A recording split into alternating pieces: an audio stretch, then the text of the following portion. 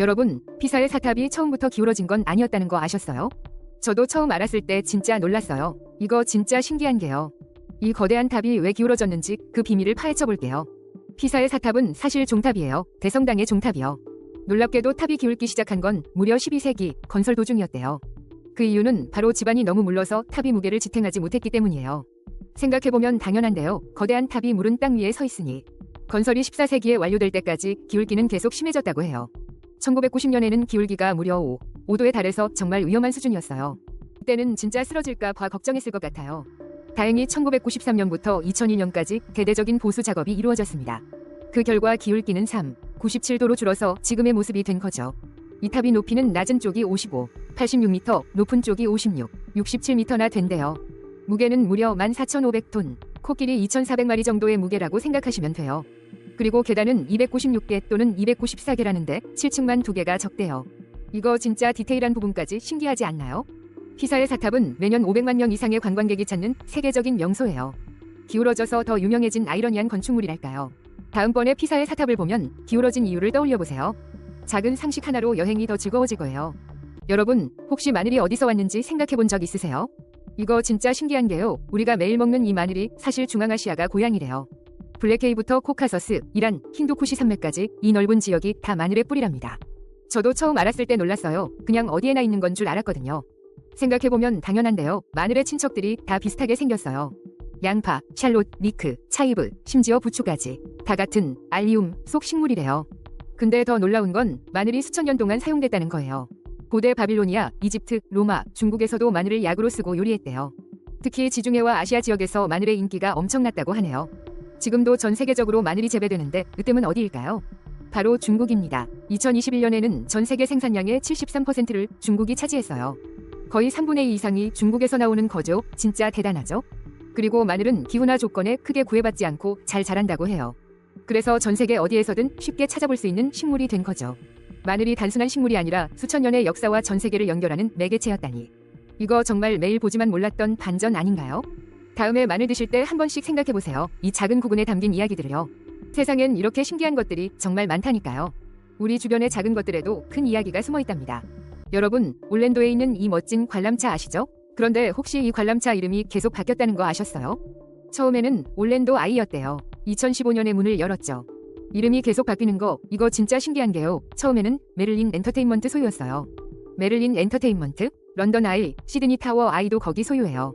그런데 2016년에 갑자기 코카콜라 올랜도 아이로 바뀌었어요. 그리고 2018년에는 아이콘 올랜도가 됐어요. 그때 주변 지역도 아이콘 파크로 바뀌었죠. 또 2019년에는 아이콘 파크 올랜도의 휠이라는 이름으로 또 바뀝니다. 아니, 왜 이렇게 이름이 자주 바뀌는 거죠? 저도 처음 알았을 때 놀랐어요. 이게 다 소유권 변화 때문이었어요. 주인이 바뀌면서 이름도 바뀐 거죠. 생각해보면 당연한데요. 매번 새로운 주인이 자기 색깔을 입히고 싶어 하잖아요. 그런데 가장 최근인 2024년에 다시 메릴린 엔터테인먼트가 관람차를 되샀대요. 그래서 이름도 다시 메릴린 엔터테인먼트의 올랜도 아이로 돌아왔다고 합니다. 2024년제 인수는 스콧 오닐 CEO의 첫 번째 인수였다고 해요. 메릴린 엔터테인먼트가 2022년에 새로운 CEO를 맞이한 후 처음으로 산 것이죠. 이야, 9년 동안 이름이 무려 5번이나 바뀌었다니 정말 대단하죠? 이제는 올랜도 아이 바이 메릴린 엔터테인먼트가 공식 이름이에요. 다음에 올랜도 아이를 보게 되면 이 이름의 복잡한 역사를 기억해주세요. 하나의 관람차에 담긴 수많은 스토리 정말 흥미롭지 않나요? 저만 몰랐던 건가요? 댓글로 알려주세요. 다음에 또 신기한 TMI 가지고 올게요. 여러분, 청설모랑 날다람쥐가 완전 다른 종류의 다람쥐라는 거 아셨어요? 저도 처음 알았을 때 완전 놀랐어요. 둘 다 나무에 사는데 말이죠. 우리가 흔히 다람쥐라고 부르는 동물들이 사실은 나무 다람쥐라는 큰 그룹에 속해요. 이 나무 다람쥐는 남극 오세아니아를 빼고 모든 대륙에 살고 있어요. 근데 이 나무 다람쥐는 한 종류가 아니라 서식지에 따라 구분되는 이름이래요. 땅에 사는 땅다람쥐나 바위 틈에 사는 다람쥐들이랑은 구분된다는 거죠. 여기까진 뭐 그럴 수 있는데 날다람쥐는 왜 나무 다람쥐가 아닐까요? 날다람쥐도 나무에 살잖아요. 그런데도 따로 구분된다는 게 너무 신기하지 않아요? 그 이유가 바로 날다람쥐의 몸에 있는 피막 때문이래요. 이 특수한 피부막이 글라이더처럼 활공할 수 있게 해주거든요. 그래서 서식지 기준인 나무 다람쥐랑은 다른 별도의 종으로 취급되는 거예요. 생각해보면 당연한 건데 저도 처음 알았을 때 아하 했어요. 가장 유명한 나무 다람쥐는 북미의 회색 다람쥐나 유라시아의 붉은 다람쥐래요. 우리 주변 공원에서도 자주 보이는 게 바로 이 나무 다람쥐들이죠. 인간 환경에 잘 적응해서 도시공원이나 마당에서도 볼 수 있대요. 그래서 다음번에 다람쥐를 볼 때 애가 날개가 있나 없나 한번 자세히 봐보세요. 날다람쥐는 아니지만 나무 다람쥐는 엄청 많은 종류가 있어요. 세상에 이런 신기한 동물 상식이 정말 많아요. 이런 거 알아가는 재미가 쏠쏠하죠? 다음에도 더 재밌는 상식 들고 올게요. 안녕. 이거 진짜 신기한 게요. 등산 갈 때 매는 큰 백팩 있잖아요. 그 무거운 짐들이 사실 어깨로만 지탱되는 게 아니라는 거 아셨어요?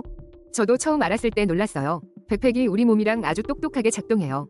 생각해보면 당연한데요. 왜 백팩은 가끔 어깨끈보다 허리띠가 더 중요하게 느껴질까요? 무거운 짐을 손으로 들면 금방 힘들어지잖아요. 백팩도 마찬가지로 어깨만으로 무거운 짐을 계속 지탱하기는 힘들어요. 그래서 큰 백팩들은 특별한 장치가 있답니다. 바로 패딩 처리된 힙벨트예요. 이 힙벨트가 백팩 무게의 최대 90%까지 허리로 옮겨준대요. 어깨끈은 주로 짐을 안정시키는 역할만 하는 거죠. 왜냐하면 우리의 어깨보다 엉덩이가 훨씬 더 강하기 때문이에요. 이 덕분에 무거운 짐을 더 오래, 더 편하게 운반할 수 있게 되는 거예요. 심지어 균형 감각도 좋아지고 민첩성도 올라간답니다. 짐의 무게 중심이 우리 몸의 중심에 더 가까워지기 때문이죠. 등산객들이나 무거운 책을 드는 학생들이 백팩을 선호하는 이유도 여기에 있어요. 핸드백 같은 걸로 무거운 걸 들고 다니는 건 정말 어렵잖아요. 다음번에 백팩 멜 때 허리띠를 꼭 조여보세요. 어깨가 훨씬 편해지는 걸 바로 느낄 수 있을 거예요. 작은 스포츠 백팩들도 허리띠가 있는 이유도 다 이것 때문이에요. 알고 보면 더 신기한 백팩의 비밀이었어요. 여러분, 혹시 초음속 여객기가 딱 두 종류만 운항했다는 거 아셨나요? 이거 진짜 신기한 게요. 콩코드랑 투펄레브 244 단 2대뿐이었대요. 저도 처음 알았을 때 놀랐어요. 다른 것도 많을 줄 알았거든요. TU-144는 1978년에 승객을 마지막으로 태웠고 1999년 나사가 마지막으로 비행시켰어요. 콩코드는 2003년 10월에 마지막 상업 비행을 했고 그해 11월에 최종 비행을 마쳤죠. 그 이후로 상업용 초음속 여객기는 단 한 대도 없었어요. 생각해보면 당연한데요. 왜 아무도 안 만들었을까요? 초음속 비행기는 소음, 개발 비용, 연료 소모가 엄청나요. 또 배출가스도 많고 좌석당 비용도 비싸다고 해요. 하지만 신기하게도 콩코드는 수익을 냈다고 주장되었어요. 지금은 붐 테크놀로지의 오버추어가 세 번째 초음속 여객기가 될 수도 있대요. 2029년쯤 서비스를 시작할 목표를 가지고 있다네요. 소형 초음속 항공기는 환경 영향도 적고 기술도 계속 발전하고 있대요. 그래서 미래에는 더 많은 초음속 비행기를 볼 수 있을지도 몰라요. 비록 단점도 많지만 초음속 비행에 대한 연구는 계속되고 있죠. 언젠가 서울에서 뉴욕까지 한두 시간 만에 갈 수 있게 될까요? 초음속 비행, 상상만 해도 정말 두근거리는 것 같아요. 다음에 비행기 볼 때 초음속 비행기도 한번 떠올려 보세요. 우리가 모르는 사이에 세상은 계속 변하고 있네요. 다음에도 이런 신기한 이야기 많이 들고 올게요. 기대해주세요. 여러분, 747 비행기 아시죠? 전보 제트. 그런데 마지막 747 모델이 엄청나게 길어진 거 아셨어요? 바로 보잉 747에서 8인데요. 이거 진짜 신기한 게요. 보잉이 만든 비행기 중에 제일 길대요. 원래 747에서 400 다음에 더 큰 거 만들려고 고민했었대요. 왜냐하면 에어버스 A380이라는 2층짜리 비행기가 나올 예정이었거든요. 그래서 보잉이 747 어드밴스드라고 불리는 늘린 버전을 생각했던 거죠. 그리고 2005년 11월 14일에 747에서 8로 공식 발표됐어요. -8이라는 숫자가 들어간 건 787 드림라이너랑 기술적으로 연관이 있어서래요. 처음에는 300대 정도 팔릴 거라고 예상했었고요. 화물용 버전인 747에서 8F가 2010년 2월 8일에 첫 비행을 했어요. 그리고 승객용인 747에서 8I 인터컨티넨탈은 2011년 3월 20일에 날았죠. 화물기는 2011년 10월에, 여객기는 2012년 6월부터 운항을 시작했대요. 이게 진짜 대박인데요. 동체를 무려 5m나 늘렸어요. 총 길이가 76m가 넘어서 현존하는 여객기 중에 제일 길다고 하네요. 날개도 더 깊고 두꺼워져서 연료도 더 많이 넣을 수 있고요. 그때 뾰족한 날개팁도 생겨서 공기 저항도 줄여준대요. 엔진도 787 드림라이너랑 같은 젠 엔진을 쓰는데 더 작고 효율적이에요. 엔진 뒤에 톱니 모양 보이시죠? 그게 바로 젠 엔진의 특징이래요. 생각해보면 당연한데요. 긴 만큼 더 많은 승객과 화물을 실을 수 있겠죠? 게다가 연료 효율도 좋아져서 환경에도 더 착하답니다. 다음에 공항 가면 747에서 8이 지나갈 때 그 길이를 한번 자세히 봐보세요. 혹시 척 테일러 올스타 디자인이 진짜 오래됐다는 거 아셨어요? 이거 처음 나왔을 때랑 지금이랑 거의 똑같아요. 진짜 신기하죠? 원래 20세기 초 농구화로 개발됐었대요. 가장 큰 특징인 고무 밑창과 톱캡도 그때부터 있었고요.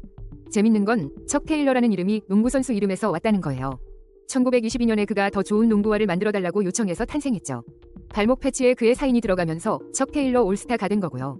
심지어 1960년대에는 농구화 시장의 7,080%를 차지했었대요. 근데 70년대에 경쟁 브랜드가 많아지면서 인기가 좀 시들해졌대요. 그러다가 80년대에 레트로 스타일 캐주얼화로 다시 대유행했지 뭐예요. 지금은 프로농구에선 거의 안 신지만 여전히 캐주얼화로는 최고죠. 오리지널은 캔버스 재질인데 가죽이나 스웨이드 버전도 있고요. 초기 디자인에 느슨한 안감은 발을 편하게 하고 물집을 막았대요. 생각해보면 당연한데 디자인이 변함없는 이유가 있었네요. 이 신발의 역사가 이렇게 깊은 줄은 저도 처음 알았을 때 놀랐어요. 다음번에 척 테일러를 볼 때 농부하였던 시절을 상상해보세요. 나이키 자회사인 것도 몰랐던 사람 손. 2003년부터 나이키 패밀리였다니 또 하나의 TMI죠. 이렇게 오래되고 상징적인 신발이 또 있을까요? 여러분은 어떤 척 테일러 컬러를 제일 좋아하세요? 여러분 혹시 길 가다 하늘에 쫙 펼쳐진 저 전선들 본 적 있으세요?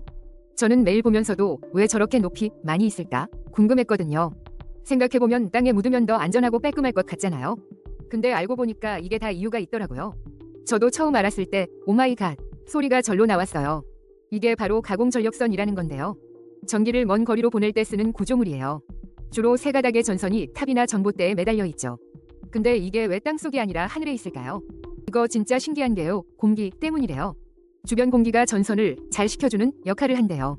게다가 공기가 절연체 역할까지 해줘서 긴 구간 동안 전기가 새지 않도록 막아줘요. 그리고 가장 중요한 건 눈으로 보고 점검할 수 있다는 거죠. 땅속에 있으면 어디가 고장인지 찾기 진짜 힘들 거 아니에요. 이 세 가지 장점 때문에 가공전력선이 가장 저렴한 전송 방식이 된대요. 정말 생각해보면 당연한데 왜 이제야 알았을까요? 저도 이 사실을 알고 나서는 전봇대만 보이면 쳐다보게 되더라고요. 다음에 길 가다가 전력선 보시면 이 정보 한번 떠올려보세요. 알고 나면 세상 모든 게 새롭게 보이거든요. 또 다른 신기한 사실 찾으면 바로 알려드릴게요. 여러분, 우리 눈이 사실은 엄청난 살아있는 카메라라는 거 아셨나요? 저도 처음 알았을 때 정말 신기했어요. 생각해보면 당연한데 눈의 바깥쪽 흰 부분인 공막과 맥락막은 빛을 완벽하게 차단해요. 마치 빛이 새지 않도록 꼼꼼하게 막아둔 카메라 본체처럼요. 그럼 빛은 어디로 들어올까요? 바로 눈의 광학축을 따라서만 들어옵니다. 가장 먼저 빛을 만나는 건 각막인데 여기가 눈의 첫 번째 렌즈예요. 외부 세상의 빛을 대부분 여기서 집중시키는 역할을 하죠. 그 다음은 동공이라는 조리개가 빛의 양을 조절하고요. 눈 색깔을 결정하는 홍채가 이 동공을 감싸는 다이어프램 역할을 합니다. 그리고 또 다른 렌즈, 수정체가 남은 빛을 정확하게 이미지로 만들어줘요. 마지막으로 빛을 감지하는 망막의 이미지가 맺히고 처리됩니다. 망막은 시신경을 통해 바로 뇌와 연결되어 있어요. 이거 진짜 신기한 게요. 망막에는 세 가지 종류의 세포가 빛 에너지를 전기 에너지로 바꿔줘요. 막대 세포는 어두운 곳에서 저해상도 흑백 이미지를 보게 해주고, 원뿔 세포는 밝은 곳에서 고해상도 컬러 이미지를 인식하게 하죠. 우리 눈이 단순히 보는 것뿐만 아니라 생체 시계를 유지하고 균형 감각에도 기여한다니. 정말 복잡하고 대단한 기관이죠. 다음번에 거울을 볼 때 이 놀라운 살아있는 카메라를 다시 한번 느껴보세요. 오늘의 눈 TMI 끝. 또 다른 신기한 사실로 돌아올게요.